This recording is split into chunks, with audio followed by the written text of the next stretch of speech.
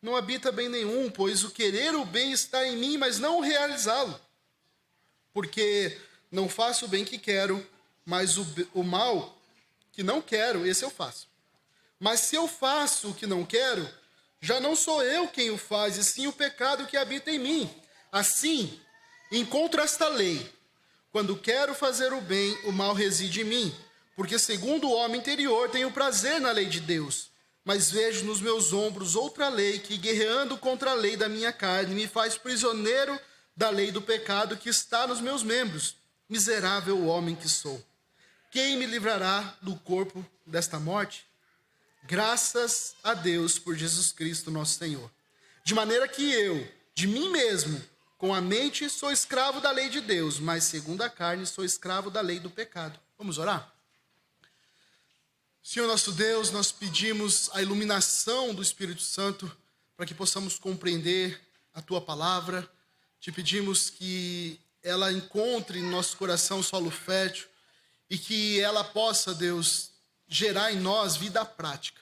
Que o Senhor seja glorificado, que o Senhor seja honrado na pregação da Tua palavra nessa manhã. Assim oramos em nome de Jesus. Amém. Meus irmãos, antes mesmo da gente começar a pregação em si, eu gostaria de informar que nós vamos fazer essa exposição em duas partes. Então, hoje, nós vamos fazer essa parte aqui do versículo 14 até o versículo 18, e depois, na sequência, no domingo que vem, a segunda parte no mesmo assunto, né? Apenas complementando, então, os versículos que estão ali na sequência. E também, eu vou gastar um pouquinho de tempo aqui no começo para colocar os pressupostos de como é interpretado esse texto de forma geral, né? E como eu baseio também a minha linha interpretativa a respeito desse texto. Eu já falo isso porque tem gente que estava esperando eu chegar justamente nesse capítulo, né? Justamente nessa parte do texto. Alguns até já me falaram, alguns até me perguntaram qual que era a minha linha interpretativa dessa parte do texto. Mas só para os irmãos entenderem, há uma discussão antiga de Romanos 7, do verso aqui 14 até o 25, que descreve Paulo como se Paulo tivesse escrevendo isso aqui, pensando no seu ser antes de ser convertido, antes de ser regenerado, né? E outra linha que defende que Paulo, ele era crente, ele era regenerado. Então ele estava falando da luta dele aqui com um pecado que estava dentro dele, remanescente ainda, mas ele já era crente, já era convertido, tá?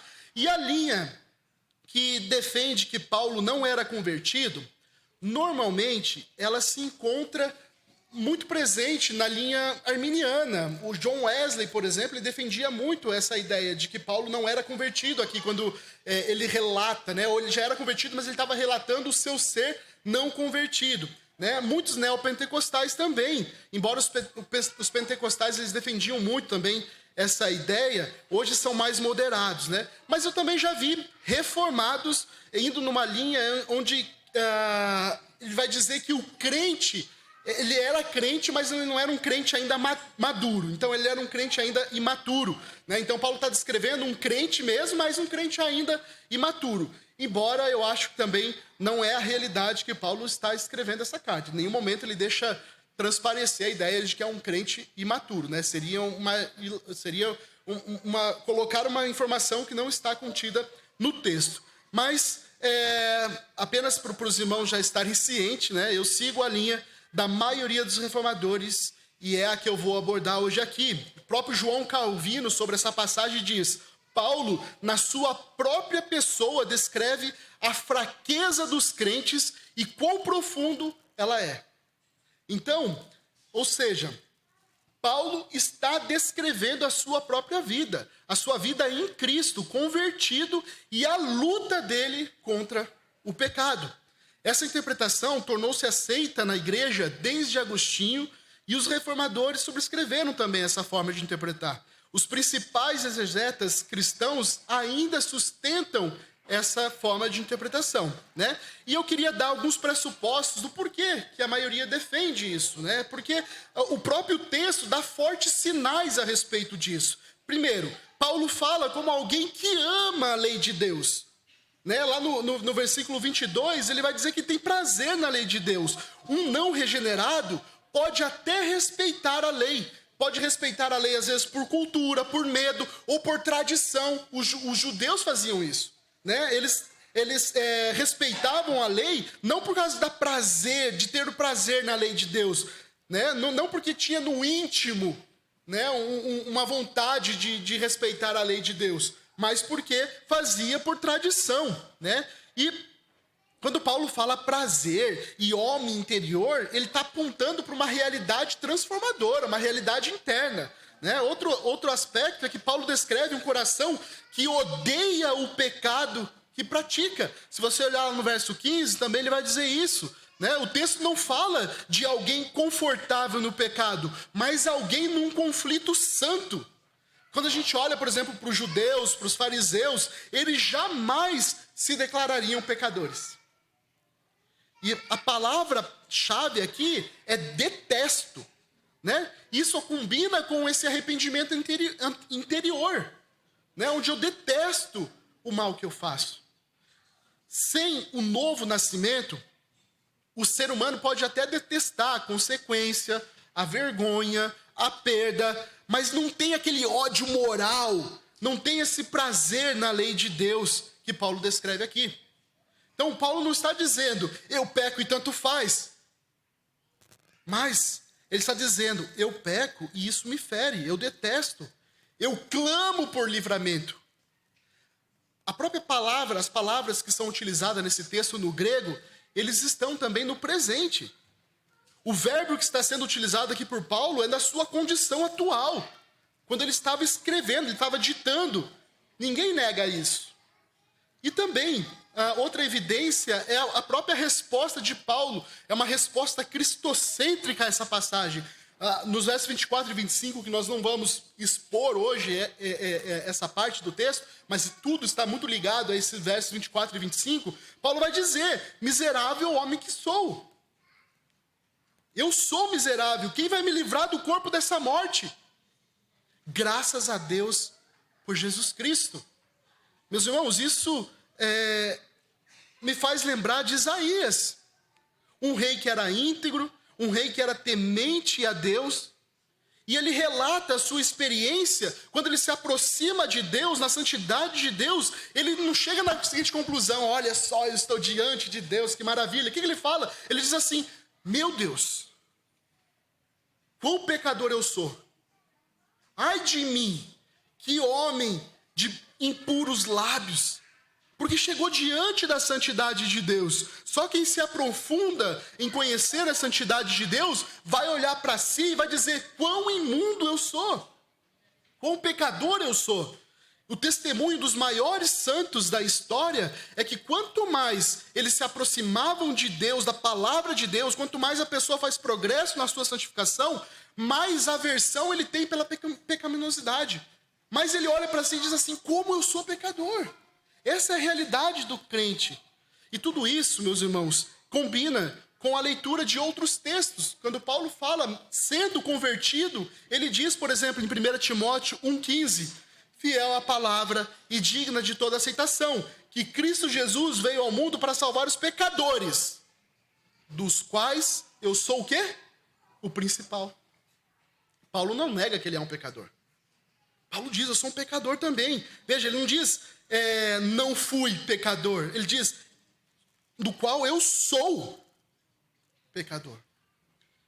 1 Coríntios 9, 27 diz, mas esmurro o meu corpo, reduzo a escravidão, para que tendo pregado a outros não venham mesmo ser desqualificado. Olha a luta contra o pecado. Gálatas 5,17, muito claro, porque a carne luta contra o espírito, e o espírito luta contra a carne, porque são opostos entre si, para que vocês não façam o que querem. Então veja, é claramente a experiência do cristão. Na vida real, o crente ama a vontade de Deus, o crente se entristece com o pecado, o crente se sente numa guerra, o crente cai, mas levanta, o crente aprende a depender de Cristo, dos meios da graça, para que vença o pecado. Então, o não regenerado, em geral, ele não vai lutar dessa forma. Essa guerra interior só tem uma saída: Jesus Cristo. Então, Paulo nos ensina a não chamar o pecado de normal, mas também fala que não podemos chamar santidade de algo impossível. É isso que Paulo vai trabalhar. Então, o capítulo 7, do versículo 14 ao 25, funciona como um raio-x. Um raio-x de um conflito que permanece para o crente não ser um crente ingênuo, não ser orgulhoso, mas também não ser desesperado. Meus irmãos, deixa eu começar aqui com uma pergunta bem direta. Você já percebeu que às vezes a gente ama o que é certo, mas a gente faz às vezes o contrário do que é certo? A gente sabe o que Deus manda, a gente sabe porque a gente concorda com a palavra e a gente quer obedecer, mas quando chega a hora, a carne puxa, o pecado chama e muitas vezes nós caímos. E aí vem a pergunta: o que isso significa? Significa que você não é crente? Ou significa que você é crente e por isso você está em guerra? Tem gente que luta e cai e diz: eu não sou de Deus. Por outro lado, tem gente que cai e conclui: é assim mesmo, nem vou me preocupar. Ambos estão errados. Paulo, aqui, ele abre o coração, ele dá um testemunho, ele descreve a realidade da vida dele e a realidade de muitos crentes, realidade que crentes tentam esconder. A realidade de uma guerra dentro do peito. É por isso que Paulo vai nos levar para um clamor, que é o coração da passagem. Por isso que eu estou repetindo várias vezes, que é no finalzinho, 24 e 25, miserável homem que sou, quem vai me livrar do corpo da morte? Só que ele não nos deixa sem resposta. E ele fala: graças a Deus por Jesus Cristo, o nosso Senhor. Amém? Vamos agora para o texto. Não fecha sua Bíblia não, verso 14. Paulo diz assim: porque bem sabemos que a lei é espiritual, eu, porém, sou carnal, vendido à escravidão do pecado. Veja, meus irmãos, Paulo começa com um porquê. Ele vai fazer isso várias vezes. Ele está conectando com aquilo que vem antes, porque ele está falando a respeito da lei, né, da lei que não é um problema, mas é o pecado que é o problema em tudo isso. A gente olha para a lei e a gente vê, a gente torna até mesmo aquilo que é bom em algo ruim, porque o pecado está dentro de nós. Mas a afirmação de Paulo aqui é bem simples, é essencial. Ele fala: a lei é espiritual, ou seja, a lei vem de Deus, a lei reflete o caráter de Deus, a lei é boa, a lei é santa, a lei é verdadeira. Quando nós olhamos para nós mesmos e nós olhamos para nós através da perspectiva da lei, nós não vamos precisar procurar muito para perceber que, por causa do pecado na nossa vida, nós estamos longe do padrão que Deus estabeleceu. Então vem o contraste que Paulo usa aqui. Ele fala: a lei é espiritual, mas eu sou carnal. Veja, Paulo não está dizendo: mas eu estou na carne, eu estou controlado pela carne. Quem está na carne, quem é controlado pela carne, não é crente. Ele está dizendo bem claramente: eu sou oposto da lei. A lei é perfeita, a lei é espiritual, a lei é divina, e eu sou carnal. A carne, na linguagem de Paulo, é nossa humanidade na fraqueza, a nossa carne vulnerável ao pecado. Nós temos que lutar contra isso a partir do momento em que nós nos convertemos, até o momento que nós vamos entrar nos portões do céu. Nós vamos sofrer por causa do pecado. Todos nós temos uma força residual da carne. A carne, a palavra sarx, aqui no grego, né? Nós temos esse residual e temos que lutar contra ela. Nesse sentido, cada cristão, presta atenção, cada cristão é um ser carnal, mas não existe cristão totalmente carnal. Aqueles que são totalmente carnais, na verdade, não são cristãos.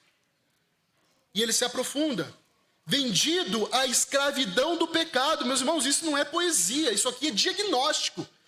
Paulo está dizendo: eu sou carnal, vendido como escravo ao pecado. Ele nos lembra de outro filho de Deus, que nós também lemos aqui no começo da introdução do culto, Salmo 51. Davi era crente em Cristo, em Deus? Davi era crente. E o que ele fala? Eu sou pecador, eu nasci na iniquidade, em pecado me concedeu minha mãe. Eu pequei contra ti, Senhor. Mas eu quero buscar a tua presença. Pecador. Existe uma diferença total entre o pecado que sobrevive e o pecado que reina. Essa é a diferença. Existe uma diferença entre o convertido em conflito com o pecado o tempo todo e o não convertido que é complacente com o pecado. Uma coisa é o fato de o pecado viver em nós. Outra coisa é o fato de vivermos em pecado e ele nos dominando. Deixa eu fazer mais contextualização aqui, porque antes de alguém correr, né, para um extremo ou para o outro, queria que você prestasse atenção em duas coisas que o texto não deixa a gente negar. Primeira, Paulo chama a lei de espiritual e boa, ou seja, o problema não está em Deus, o problema não está na palavra, o problema não está no padrão santo. E segundo, Paulo fala do pecado que habita nele, na carne, ou seja, existe algo em nós que ainda resiste a Deus. Se até Paulo descreve essa guerra, então qual que é a saída para nós? Veja, se a saída for a sua força de vontade, você vai quebrar. Se a saída for a sua autoestima, você vai se enganar. Se a saída for fingir, então, uma santidade, você vai se tornar um hipócrita. Essa é a realidade, mas se a saída for Cristo, então até a nossa vergonha pode se tornar arrependimento. Até a nossa fraqueza pode se tornar dependência do Espírito Santo. Gente, esse versículo confronta dois erros comuns que nós temos nos dias de hoje. Primeiro, uma cultura que diz, você sente, então você é. Se você tem desejo, então isso é legítimo. E Paulo diz completamente ao contrário. Ele diz, se existe algo em nós que é carnal e que precisa ser confrontado, não pode ser celebrado. E dentro das igrejas, tem igreja que transforma tudo em técnicas. Já viu? O pastor que vai falar assim, ó, se você fizer X passo, você nunca mais vai cair. Paulo começa confessando. Paulo começa falando da realidade dessa guerra. Ele não está vendendo uma fórmula. Por outro lado, tem igreja que, para não constranger ninguém, né, acaba trocando o pecado por uma fraqueza emocional. E Paulo chama de pecado. Ele não suaviza o nome do inimigo aqui. Talvez você tenta proteger os seus pecados no seu orgulho. Você diz, o problema é muita cobrança, o problema é a regra, o problema é o líder, o problema é a igreja, o problema é a doutrina. E Paulo impede essa fuga, porque ele vai falar, a lei é espiritual. Se eu estou em conflito, não é porque Deus errou, é porque eu ainda lido com a carne, eu ainda lido com o pecado remanescente. É como um paciente que vai olhar para o exame e vai dizer, esse exame é ruim. Não adianta você olhar para o exame. O exame só revelou a doença. A lei não criou o pecado. Ela expõe o pecado e a santidade de Deus. Então, a aplicação desse verso para a gente, pare de discutir com Deus. Se a palavra diz, a palavra é espiritual. Então a pergunta não é, será que Deus exagerou? A pergunta é, aonde que a minha carne está tentando negociar? Pare de brincar com a escravidão. Paulo não chama de pecado o pecado aqui como se fosse um hábito. Ele chama de escravidão. Então, se você está alimentando o pecado escondido, você não está vivendo a sua vida nova. Você está fortalecendo um Senhor que quer te dominar. Então, confesse a Deus com nome e sobrenome. Fala, Senhor, isso aqui é pecado. Corte aquilo que alimenta. Seja acesso, seja rotina, seja conversa, seja gatilhos que te levam a pecar. Procure ajuda pastoral, procure prestação de conta, meus irmãos. Isso é muito bom. Ter alguém para você conversar. E se volte para os meios da graça, palavra, oração, comunhão, ceia, disciplina. Irmãos, a esperança não é eu consigo. A esperança é Deus é santo, a lei é espiritual. E somente Cristo é a saída. Houve uma época em que Paulo ele era exclusivamente pecador.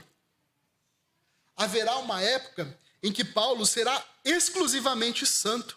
Mas quando Paulo escreve, está ditando essa carta, ele é um pecador santo. Assim como nós somos santos, separados, porém ainda, infelizmente, somos pecadores. Um pecador santo, mas é santo, é separado. No versículo 15, ele vai descrever essa confusão interna. Antes de nascer de novo, tínhamos um princípio, a carne. Tudo que você fazia, tudo que você tendia a fazer, era baseado na sua carne, nos desejos da carne. Não sabíamos que estávamos escravizados pelo pecado. E por isso nós vivíamos despreocupados. Era assim que você vivia antes. Mas quando o Espírito Santo nos ressuscita da morte espiritual, a nossa vida muda. E agora nós começamos a viver uma batalha constante. Como disse Agostinho, é como se tivesse dois cavaleiros lutando dentro de nós. A carne e o espírito guerreando o tempo todo. Satanás não vai desistir facilmente. A carne não morre de imediato. E as tentações continuarão a nos sediar. Isso faz com que a vida cristã se torne muitas vezes complicada. Porque essa luta acontece profundamente dentro de nós, no mais íntimo da nossa alma, e continua até o dia em que nós alcançarmos a glorificação eterna. Meus irmãos, essa guerra é uma experiência universal para todos os cristãos. É exatamente sobre isso que Paulo está falando. Ele vai dizer, em outras palavras, eu não entendo porque faço o que faço. Olha o verso 15. Porque nem mesmo compreendo o meu próprio modo de agir, pois não faço o que prefiro, e sim o que detesto. Irmãos, de novo Paulo começa com um porquê. Olha, Paulo justificando. Ele está desdobrando aquilo que ele estava falando no versículo 14.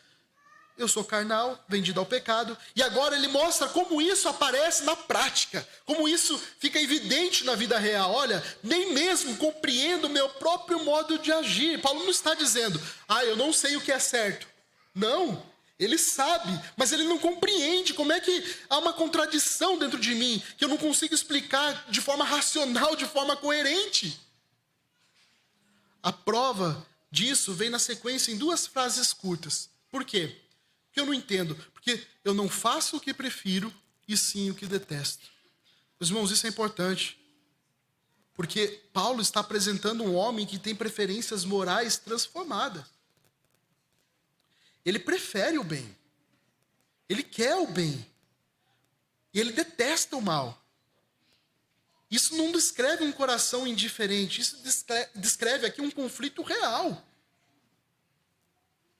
Paulo diz que há coisas que ele detesta. Ou seja, o pecado não é o meu estilo de vida.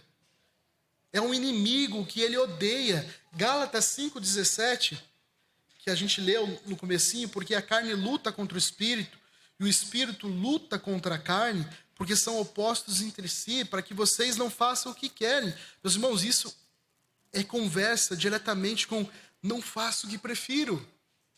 Meu espírito está clamando por fazer. E muitas vezes eu não faço.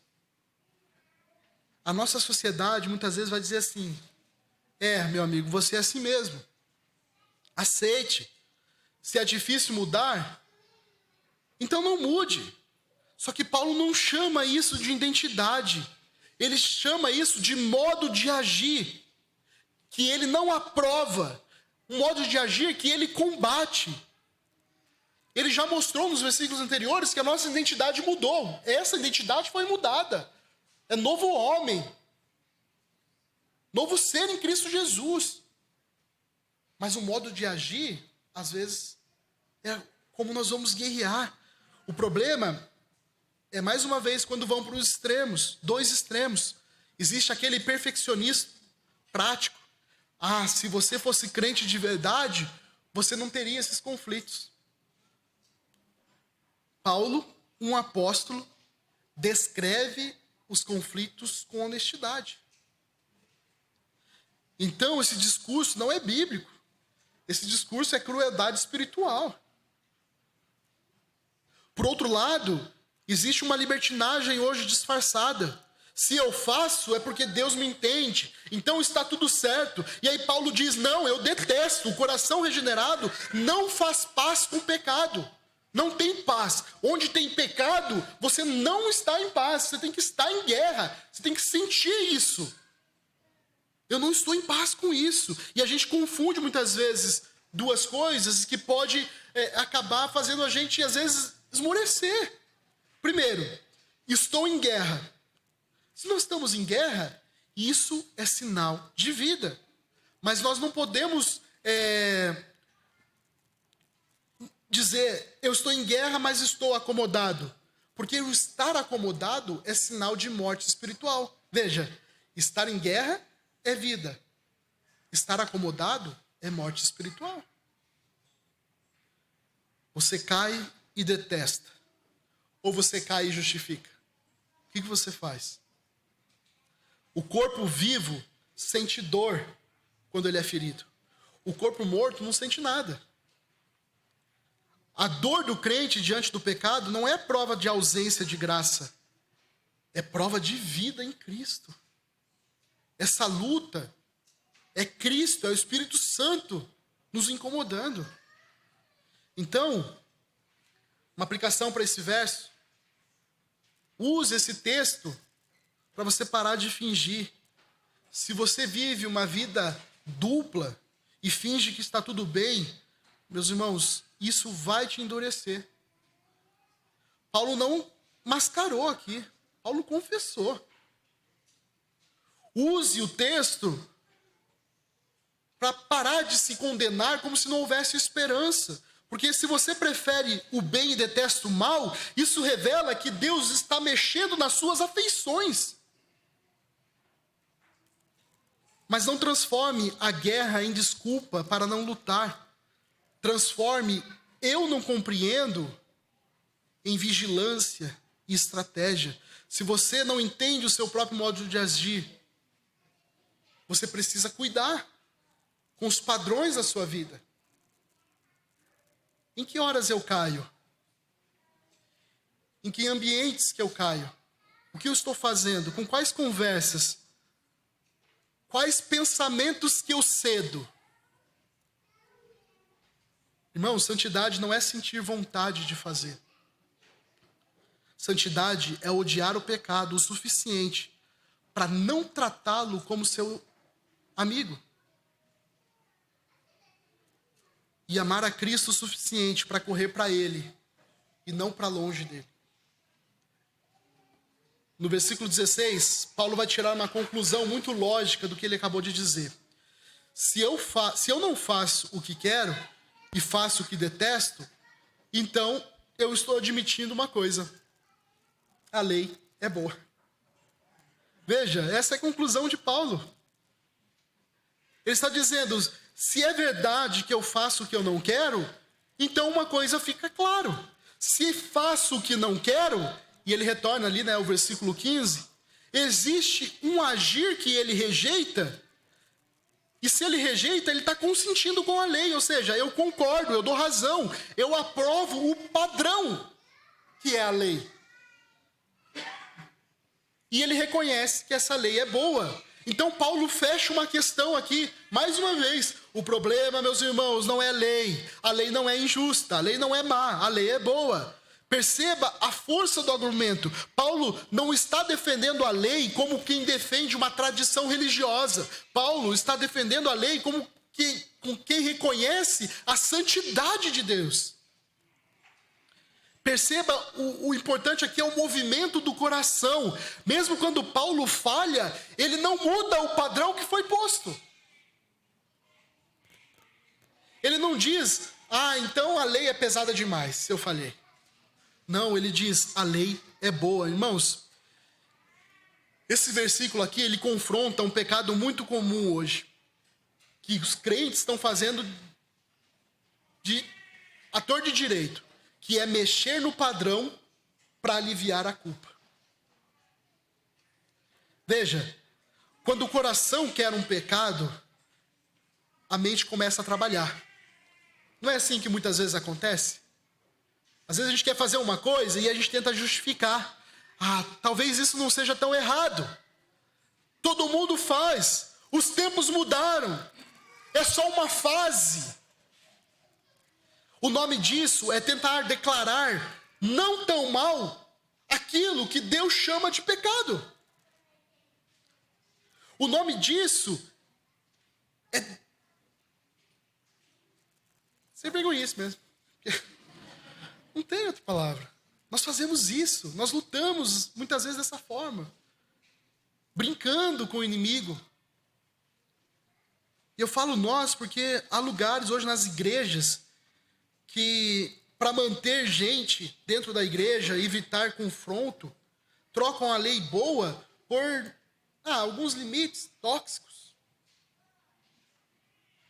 Mas Paulo não permite isso. Ele diz, a lei é boa. Se eu estou incomodado, o problema não está no mandamento. O problema está no meu coração. Quando a gente cai, é tentador a gente dizer, eu pequei porque a exigência era alta demais. E Paulo responde, não. Se você está dizendo, eu não quero isso, você está confessando que o padrão de Deus é o correto, é o certo. Então, não negocie o que Deus chama de bom. Se Deus disse que é bom, é bom. Mesmo quando você não consegue cumprir, você não tem o direito de rebaixar o padrão. A dor da consciência pode ser algo muito bom. A dor da consciência pode ser a graça agindo na sua vida.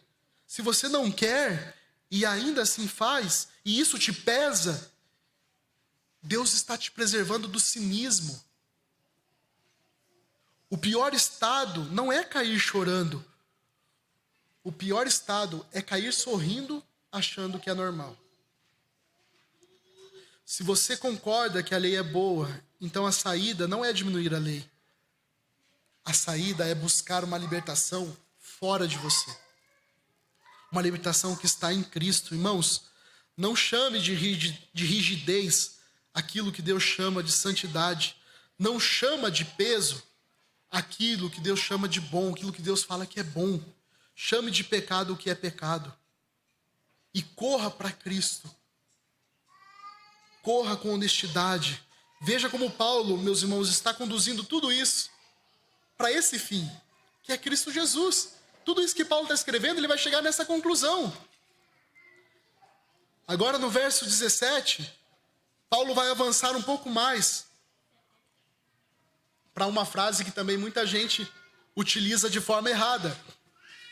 Olha só, no verso 17 ele vai dizer, nesse caso, quem faz isso não sou eu, mas o pecado que habita em mim. E olha só, nós vamos precisar ter cuidado aqui, porque Paulo não está dando uma desculpa para pecar. Isso é diagnóstico para a gente lutar. É isso que Paulo está dizendo. Nesse caso, ou seja, com base naquilo que foi dito, nos versículos 14, 15, 16, nesse caso, quem faz isso não sou eu. Veja, Paulo não está negando a responsabilidade dele. Ele está distinguindo duas realidades dentro do mesmo eu. Ele está dizendo, o eu renovado, o homem interior que ama a lei e quer obedecer, esse é o homem mudado. Esse é o novo homem. Porém, a presença do pecado ainda está atuando na carne. Por isso que ele fala, mas o pecado que habita em mim. Veja, Paulo trata o pecado como algo residente. Mas ele trata como um intruso, que ainda está ocupando um espaço que não é dele. Ele não diz o pecado que me visita. Ele usa a palavra, o pecado que habita. Meus irmãos, isso é muito importante a gente entender esse tom. Porque Paulo está descrevendo uma guerra de ocupação dentro de um coração regenerado. A chave do versículo aqui é essa palavra, habita. O pecado não é só um comportamento externo, é uma realidade interna que precisa ser mortificada todos os dias. Então, não fui eu, então eu não tenho culpa. Não é isso que Paulo está dizendo. Isso seria uma desculpa. Mas o próprio contexto vai nos impedir que a gente tenha esse tipo de leitura por 3 motivos. Primeiro, Paulo chama o pecado de pecado, não chama de fraqueza inevitável. Paulo diz que ele detesta, ele não faz paz com isso. E Paulo vai chamar, ou vai clamar por libertação. Ele não vai clamar por permissão. Deus, eu posso fazer então? Não. Eu quero estar livre disso. Então o sentido aqui é que Paulo está ensinando a gente a nomear o inimigo de forma correta. Hoje, meus irmãos, no mundo que nós estamos vivendo, a linguagem muda para aliviar esse peso moral. Não é pecado, é traço, é necessidade, é terapia. É o meu jeito. E Paulo diz, não, isso é pecado. Algumas igrejas fazem totalmente ao contrário. Algumas igrejas chamam tudo de demônio. E aí ninguém assume a luta interna. Não, foi demônio. Paulo não terceiriza tudo para fora. Ele fala, o pecado que habita em mim é dentro, é pessoal, é guerra diária. Tem crente que peca e diz, não, eu sou assim mesmo. Eu sou fofoqueiro mesmo, sabe? A minha mãe era assim. Então eu sou assim também. Meu pai, ele era grosso. Eu cresci vendo meu pai tratando a minha mãe desse jeito. Então por isso que eu sou também. Veja, Paulo faz o oposto. Ele diz, isso não faz parte do meu novo eu. Isso é pecado em mim. E isso gera 2 efeitos. Porque você não destrói a esperança. Porque você é um pecador. Você precisa da graça. Por outro lado, você não romantiza o pecado. E é isso que nós não podemos fazer. É um problema, sim, que está dentro de você e você precisa lutar.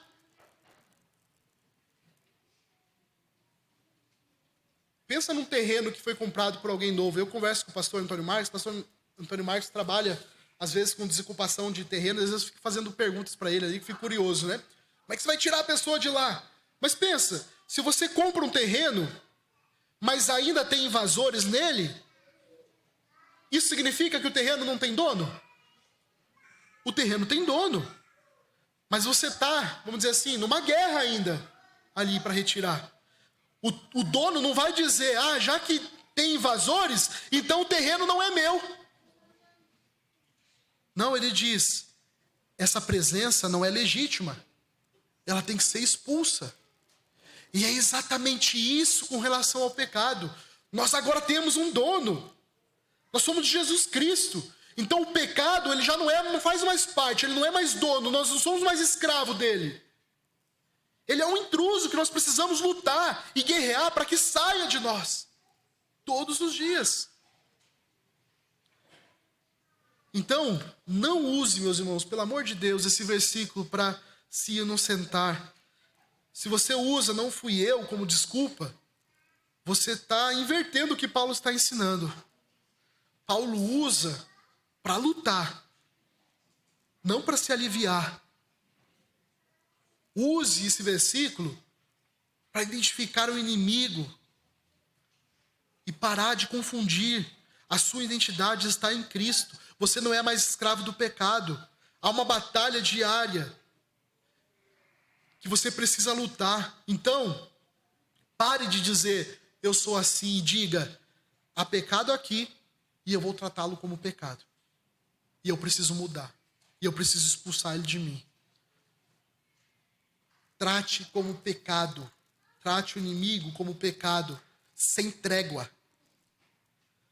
Se ele habita, ele quer mandar. Se você alimenta, ele vai crescer. Se você tolera, ele vai te dominar. Então dê um basta. Seja específico, confesse especificamente. Arrependa-se de forma real. Mais uma vez, participe dos meios de graça. Faça a prestação de contas. Ore pedindo não só perdão, mas ore pedindo para você dizer não para aquilo. Irmãos, Deus não chamou a gente para negociar com o pecado. Ele nos chamou para mortificá-lo. E aí, o verso 18, Paulo vai explicar onde esse pecado habita.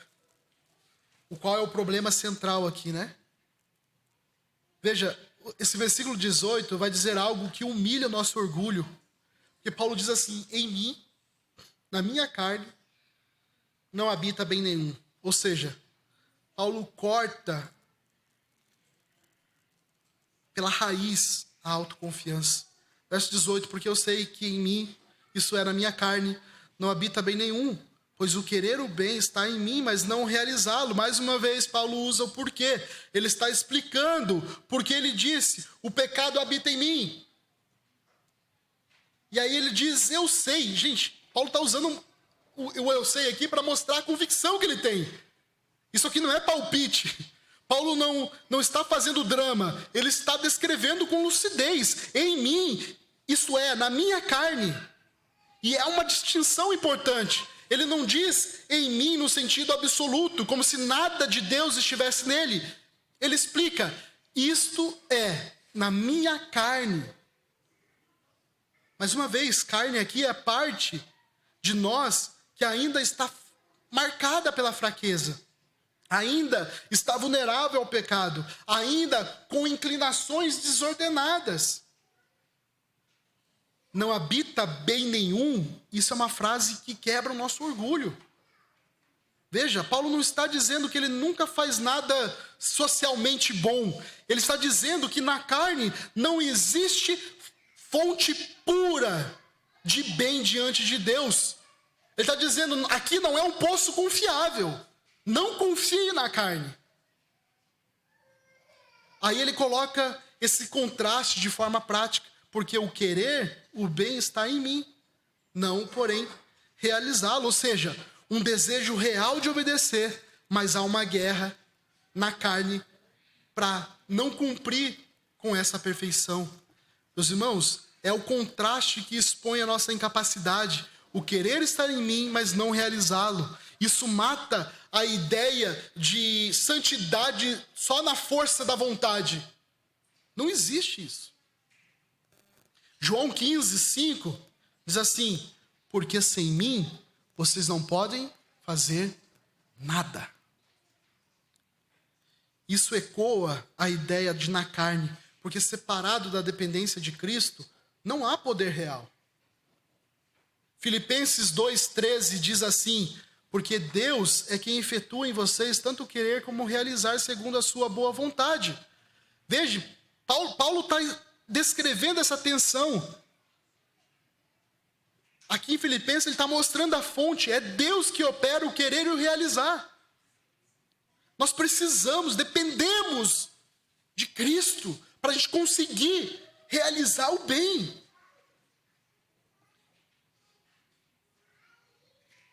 Mas a sociedade diz: não, confie em você, siga o seu coração. Você é suficiente. Não dependa de nada e de ninguém. E Paulo diz: na minha carne não habita bem nenhum. Ou seja, se você confia em você como fonte, você vai se frustrar, você vai se enganar. Infelizmente, hoje nas igrejas tem dois erros comuns. A autoajuda com versículos, já viu? A pessoa tem até hoje, né, aquele cartãozinho que você pega assim e vai lendo. Deixa eu ver o versículo de hoje. Né? O que Deus tem para mim hoje?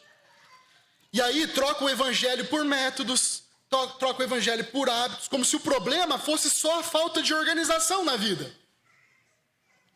Mas Paulo está dizendo, o problema é mais profundo. O problema é a carne. Nós temos algo em nós que nós precisamos lutar. E ele não vai ser lutado com um cartãozinho que você pega de manhã e vai viver a sua vida. Por outro lado, existe um desespero disfarçado de humildade em que as igrejas, muita gente está vivendo aí, em que a pessoa diz, não, eu nunca vou mudar. É isso mesmo. E Paulo está dizendo, não. Onde não deve estar o poder. Olha só, meus irmãos. É isso que Paulo está falando. Ele está dizendo onde não deve estar o poder. O poder não pode estar na carne. Ele vai apontar para onde está a esperança. A esperança está em Cristo. Quantas vezes a gente promete, agora eu vou. Não, agora eu mudo. Agora eu consigo. E aí cai de novo. Por quê? Porque o querer sozinho não vence o pecado. O querer precisa do poder. E o poder não vai nascer da carne. É isso que Paulo está falando. Não confie na sua carne, porque esse poder para vencer o pecado não vai vir da sua carne. Irmãos, essa é uma guerra que não está limitada a áreas óbvias. Muitas vezes a pessoa está pensando só em uma questão sexual, né? Uma questão aqui moral e tal. Não. A luta do espírito contra a carne se reflete em muitas áreas da nossa vida, no nosso cotidiano. E às vezes é nas pequenas coisas. Mas nessas pequenas coisas são muito significativas para Deus. Por exemplo, quando é difícil você levantar cedo para ir para a igreja e você decide ficar em casa, eu te pergunto, você está sendo carnal ou espiritual? A carne quer essa comodidade, quer o descanso, mas o espírito ele deseja comunhão, ele deseja adoração, ele deseja obediência a Deus. O corpo quer descansar, mas o espírito nos chama à renovação na presença do Senhor.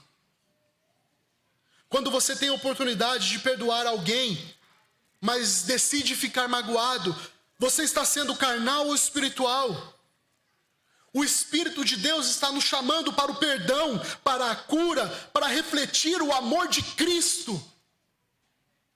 A carne deseja reter a raiva, deseja reter a amargura, porque isso alimenta o nosso ego. Mas o Espírito Santo nos lembra da graça que nós recebemos. E isso tem que nos impulsionar a perdoar. Quando você sente tentação de mentir para se proteger, ou por causa de uma consequência negativa, você está sendo carnal ou espiritual. A carne nos incentiva a distorcer a verdade para o nosso próprio benefício. E o Espírito nos chama a andar na verdade, mesmo quando isso vai nos custar caro, porque sabemos que a verdade é que nos liberta. Quando você escolhe gastar tempo com algo fútil ou desnecessário, ao invés de investir tempo na sua oração, na sua devocional, no seu estudo bíblico, pergunta, você está sendo carnal ou está sendo espiritual na sua vida? A carne quer distrações. A carne quer que a gente alimente o corpo, os prazeres. Mas o Espírito nos chama para investir no reino, no crescimento espiritual, na santificação. Meus irmãos, não é uma luta? A luta entre o Espírito e a carne é real. E ela vai se manifestar nas escolhas que nós fazemos. Não se trata apenas de grandes decisões, mas de coisas do dia a dia, pequenos momentos, que nós escolhemos viver para Deus ou para nós mesmos. Essas escolhas diárias, por mais simples que pareçam, são batalhas espirituais que refletem quem realmente estamos deixando governar a nossa vida. A quem nós estamos dando o poder na nossa vida. A carne ou o espírito. Nosso chamado é para viver no espírito, modificando a carne. E isso reflete cada área da nossa vida, cada atitude da nossa vida, cada decisão, cada pensamento. Se você está em luta, não desista. clame a Deus, porque em Cristo há força para viver, para vencer a carne, para viver uma vida santa, para a glória de Deus. Então, hoje, humilhe a sua autoconfiança. Pare de dizer, eu dou conta. Não, hoje eu vou conseguir. Diga, Senhor, eu não sou forte. Eu não sou a fonte de poder. Eu dependo. Eu preciso. Pare de medir a sua vida espiritual por aquilo que você quer. Tem gente que acha, porque sente culpa. Então eu tive a intenção, né? Tudo está resolvido. Pelo menos a intenção valeu. Não. Paulo diz, o problema é não realizar. Porque o bem que eu quero fazer, eu não faço. Ou seja, eu não realizo. Esse é o problema. Intenção sem obediência vira engano. Cuidado. Mais uma vez, confiando na sua intenção. Troque promessas vazias por graças que Deus nos dá para crescermos. Meios de graças consistente. Mais uma vez, oração diária, pedindo para que Deus ajude a você obedecer. Meus irmãos, ore antes da tentação, não só depois. Ore antes. Lembre dela e fala, Senhor, eu não quero. Agora eu não estou sendo tentado, eu não estou sentindo essa vontade, então é assim que eu quero estar. Corte hábitos que alimentam a carne. Busque a comunhão com os irmãos, porque isso ajuda. Busque confissão, busque disciplina. Irmãos, Deus não se impressiona com eu queria. Ai, Deus, eu queria fazer isso. Deus não se impressiona com isso. Porque Deus nos chama ao arrependimento, que muda a rota. E quando a carne não dá conta, é exatamente aí que entra a graça de Cristo. É aí que aparece a necessidade, o momento que nós precisamos confiar e depositar toda a nossa confiança na graça. Não, a graça não é um enfeite na sua vida. É ela quem vai te ajudar a vencer o pecado. Nós vamos parar aqui no versículo 18. E eu queria só fechar com um resumo do que nós chegamos até aqui. Porque aqui Paulo nos mostrou 3 verdades que derrubam as nossas desculpas. Primeiro, a lei de Deus, ela é espiritual e ela é boa, né? O problema não é Deus. Segundo, existe uma contradição real dentro de nós. A gente prefere o bem, mas muitas vezes faz o que detesta. E isso não pode virar desculpa. Isso é para nos deixar honestos diante de Deus e perceber a dependência. E terceiro, Paulo cravou onde o nó aperta aqui. Ele fala, em mim, isso é, na minha carne não habita bem nenhum. O querer o bem pode até estar presente, mas na carne não existe nada suficiente para realizar. É isso que nós precisamos entender. Eu posso até querer o bem, mas se você depender da carne, você não vai realizar. E isso precisa produzir uma conclusão prática para nós. Se a lei é boa, nós não discutimos com Deus. Pare de rebaixar o padrão para tentar aliviar a sua culpa. Chame pecado de pecado. E se na carne não habita bem nenhum, então pare de confiar em você. Pare de fazer promessas impulsivas, que eu sei que você faz, e eu já fiz muitas vezes, e até hoje às vezes eu tento fazer. Não, agora eu vou parar, nunca mais vou fazer isso aqui, daí dá. A gente depende da graça de Deus. Pare de achar que santidade é força de vontade, porque não é. A decisão que Deus está chamando você é tomar decisões simples. Arrependa-se de você mesmo, da sua autossuficiência. Pare de tentar vencer pecados escondendo, justificando, negociando. Faça o que o texto está nos empurrando a fazer, que a palavra está nos empurrando a fazer. E ela vai chegar nessa conclusão. Corra para Cristo honestamente. Irmãos, Se você percebeu que tem pecado habitando aí dentro de você, não espere isso piorar, porque ele vai piorar e ele vai chegar um momento em que, se você deixar, ele vai te dominar. E aí você vai ver que você está tão longe, mas tão já enredado nisso, que isso já trouxe muitas consequências para a sua vida. Não brinque com isso, traga para a luz. Confesse a Deus, procure ajuda. Corte aquilo que está alimentando o pecado. Porque o evangelho não é Deus ajudando o nosso eu consigo. O evangelho é Deus salvando você do que você não consegue fazer sozinho. No versículos seguintes aí que nós vamos ler na semana que vem, Paulo vai intensificar ainda mais esse contraste, vai falar muito mais sobre isso. Mas ele vai chegar no clímax do verso 24. Miserável homem que sou, quem me livrará do corpo dessa morte?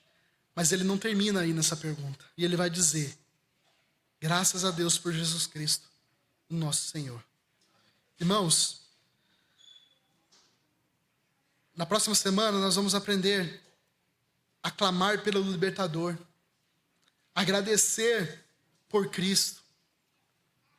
Mas, para encerrar, eu quero dizer: ninguém vai alcançar a linha de chegada com perfeição nessa vida.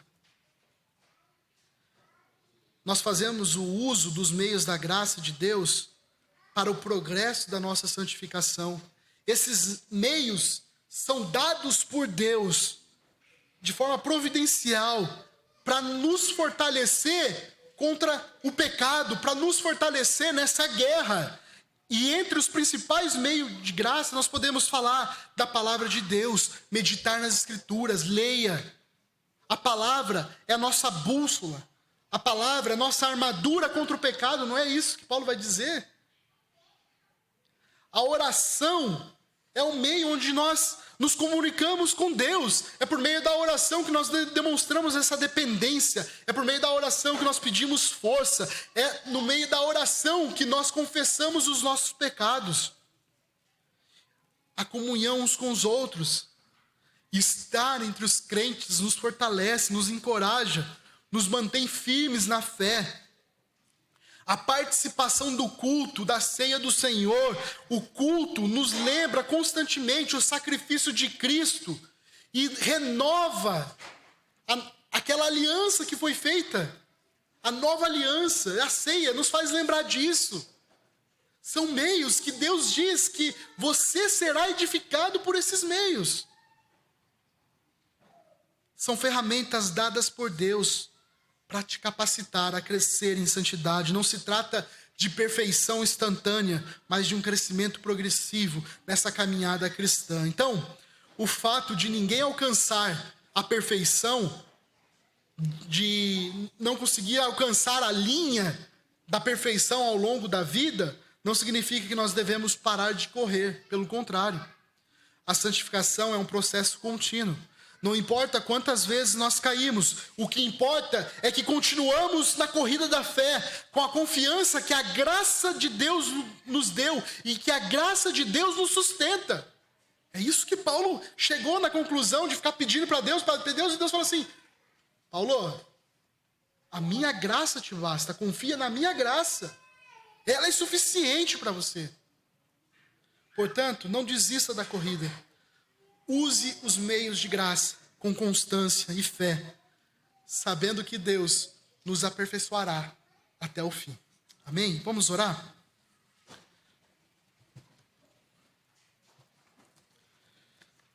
Senhor nosso Deus, nosso Pai, louvado seja o Teu nome pela Tua palavra. Que a Tua palavra nos constranja, que a Tua palavra amoleça o nosso coração, Deus, para que voltemos completamente para o Senhor. Se há corações endurecidos aqui, Pai, se há corações aqui tentando justificar o que estão fazendo, a forma como estão fazendo, tentando muitas vezes justificar naquilo que os pastores falam, tentando justificar naquilo que ouviu na igreja onde viveram, o que a internet diz, ó Deus,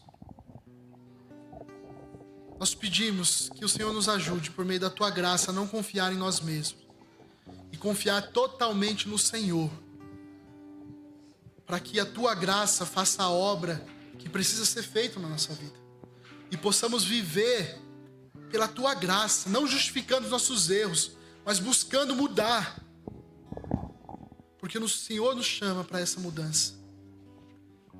Ó Deus, se tem alguém aqui também que estava vivendo ou está vivendo como padrão desse mundo, não nascido de novo, nós te pedimos em nome de Jesus, Senhor, faça a Tua obra nessa vida.